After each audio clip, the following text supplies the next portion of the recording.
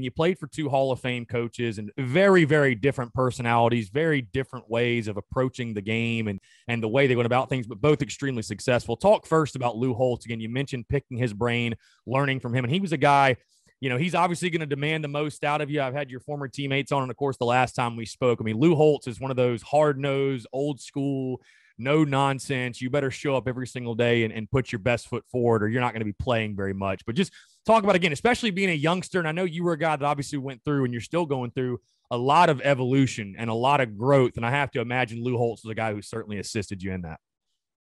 Definitely. That was one of the selling points of me coming to the school, was that, you would have coaches that would help develop you into being a man.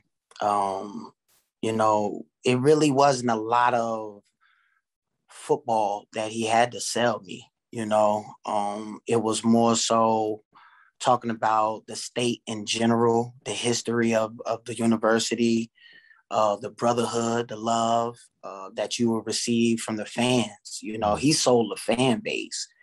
And coming from a small inner city, for me, I was like, hey, he's on to something here.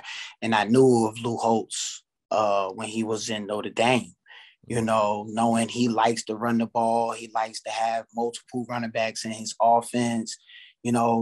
That chance, like I said, immediately as soon as you getting on campus, was exciting to me. I did my research a little bit more about the school, after I, committed. I was like, hey, I started looking at a depth chart and creating a depth chart of my own, off of what Lou Holtz had told me about, what I was walking into.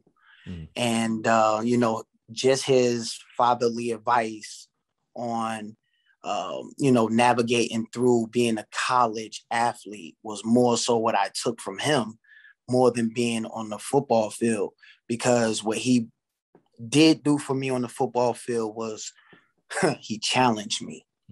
He challenged me mentally, he challenged me physically, and he even challenged me spiritually. So I always respected that little guy for that,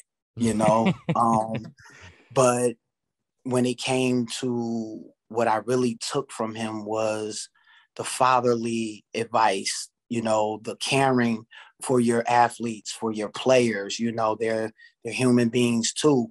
He told us about his life, and he was more personable, about, what he had going on, where he came from, and what he's been through as a coach. So, he was more of a storyteller. He grasped me, and with his stories more so than his coaching.